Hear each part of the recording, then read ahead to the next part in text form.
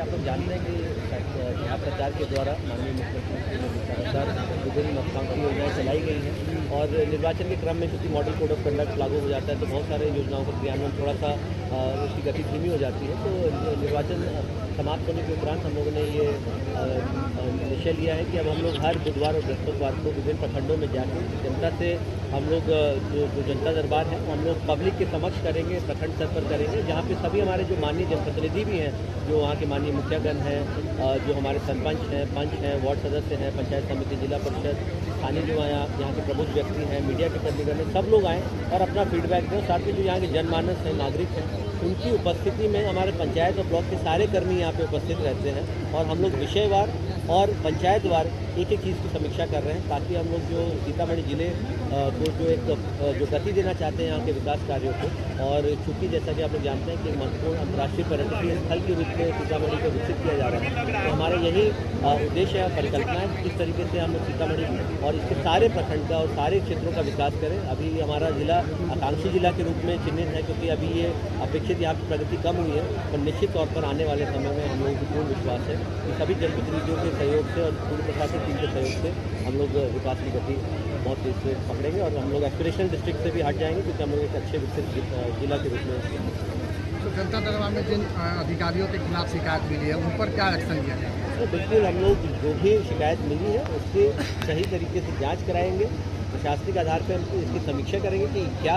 कहीं पर किसी भी स्तर पर कोई भी ऐसे आवेदन लंबित रखे जाते हैं या राशन कार्ड हो या फिर पेंशन हो, किसी की स्वीकृति में विलम्ब किया जाता है या लेबर कार्ड बनाने में पैसा लिया जाता है, तो जिसकी भी शिकायत होगी, चाहे हमारे पंचायत स्तर के कर्मी हो, चाहे प्रखंड स्तर के कर्मी हो, कोई ऑपरेटर हो, कॉमन सर्विस सेंटर के ऑपरेटर हो, चाहे हमारे साइबर कैफ़े हो, कोई बिचौलिया दलाल, जो भी ऐसे व्यक्ति होगा उस पर हम लोग पैनी नज़र रखे हुए हैं। और चूँकि हम लोग आज तो यहाँ पे हम लोग डायरेक्ट पब्लिक से मिल रहे हैं, लेकिन शुक्रवार को भी लगातार मैं जो जनता दरबार जिला में लगता है नियमित रूप से हम लोग पब्लिक से मिलते हैं। पंचायत से पहले भी बतना की विभिन्न पंचायतों में घूमे हैं, फीडबैक हम लोग के पास रहता है और यदि ये पाया जाता है कि ये जो आरोप हैं वो सत्य हैं और प्रमाणित होते हैं तो हम लोग बिल्कुल निश्चित तौर पर कठोर कार्रवाई करेंगे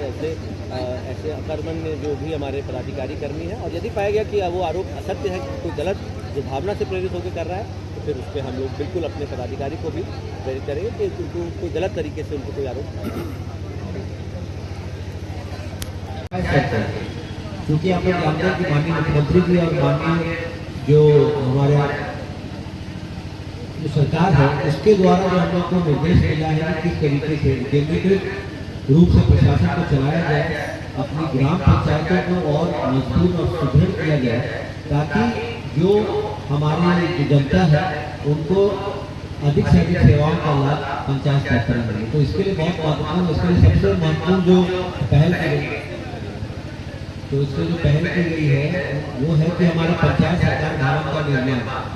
तो पंचायती राज विभाग के द्वारा लगातार इस बात पर जोर दिया जा रहा है कि हर एक ग्राम पंचायत का अपना एक पंचायत सरकार भवन हो और वो वहीं का एक मिनी सचिवालय के रूप में कार्य करे। तो जितने भी हमारे सचिवालय में विभाग हैं, जो समानाली में जितनी हमारी शाखाएं हैं, विभाग हैं, उनका जो पंचायत स्तर पर जो भी संतुष्ट पदाधिकारी हैं जो उस रैंक पे है वो पदाधिकारी करके वहीं पर उपस्थित रहे नियमित रूप से, और जो हमारे ग्रामवासी हैं और जो हमारी सामान्य जनता है उनके सभी समस्या का निदान यथासंभव हम पंचायत स्तर पर करें, चाहे IPPS केंद्र का संचालन हो, चाहे जो राजस्व कार्य हो, चाहे विकास से जुड़े कार्य हो, चाहे जो हमारे आय जाति निवास प्रमाण पत्र हो, जन्म मृत्यु प्रमाण पत्र हो, या फिर हमारा पेंशन से संबंधित पत्र हो, लेबर कार्ड बनवाना हो, जो भी कार्य हो उसको हम लोग के जो ग्राम पंचायत में हमारे कार्यपालक सहायक बैठते हैं और कार्य करने को भी स्पष्ट निर्देश है कि उनको प्रतिदिन अपनी जो उपस्थिति है वो पंचायत में ही निश्चित रूप से तय करनी है। और वहाँ पर यदि कोई ऐसे हमारे कर्मी हैं जो कि अतिरिक्त प्रभार में है तो उसको निर्धारित करना है कि मान लीजिए 2 पंचायत के प्रभार में है तो 3 दिन का आवंटन करेंगे, अगर 3 पंचायत के प्रभार में है तो जो 2 दिन निर्धारित करेंगे, परंतु उस निर्धारित जगह पे वो ग्राम पंचायत हमारे कार्यालय में जो पंचायत सरकार भवन है या पंचायत भवन है वहाँ पर उसको वो संचालित रखेंगे और वहाँ पर उपस्थित रहेंगे और जो पब्लिक है उसकी समस्याओं का निदान करेंगे। तो इससे सीधा संपर्क होगा, सीधा संवाद होगा पब्लिक के साथ और अनावश्यक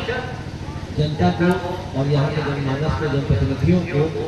प्रखंड का, अनुमंडल का या जिला का चक्कर नहीं लगा जाता होगा। और इसके ऊपर तो किसी को जाने की आवश्यकता ही नहीं होनी चाहिए कि किसी व्यक्ति को अपनी समस्या के निदान के लिए पटना सचिवालय में जाना पड़ रहा है, या माननीय उच्च न्यायालय का दरवाजा खटखटाना पड़ रहा है, मानवाधिकार आयोग में जाना पड़ रहा है।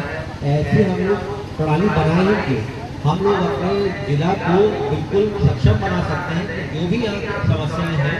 उसका हम लोग जो निदान है प्रशासनिक रूप से, जनप्रतिनिधियों के सहयोग से हम लोग यहाँ पे जिला में करने में पूर्ण रूप से सक्षम है। और मैं समझता हूँ कि 90% से अधिक की समस्या होती है जो जिला जनता दरबार में देखते हैं, जो व्यक्ति आता है, हम लोग का यही नहीं प्रश्न होता है कि ये समस्या का निदान तो हमारी पंचायत स्तर पर हो सकता है, तो वो वहीं पर क्यों नहीं इस बात का निदान हो गया, वहीं पर समस्या क्यों नहीं सुलझ गई। जो हमारे माननीय मुखिया जी लोग आए हैं, उनके पास भी बहुत शक्तियाँ हैं, जो वार्ड सदस्य हैं, माननीय सरपंच हैं, पंच हैं, ग्राम कचहरी की व्यवस्था है, बहुत सारे जो हमारे विवाद हैं वहीं पर सुलझाया जा सकता है ग्राम कचहरी के भी माध्यम से। तो सुलभ तरीके से, सुगम तरीके से कैसे प्रशासन चले और पंचायती राज व्यवस्था को कैसे और सुदृढ़ किया जाए, पब्लिक को किस तरीके से हम और बेहतर व्यवस्था दें, ताकि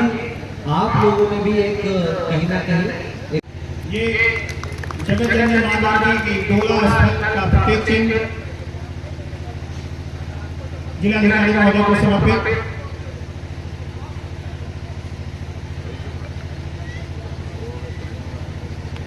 अब सर्वप्रथम मैं वीडियो साहब से आग्रह करूंगा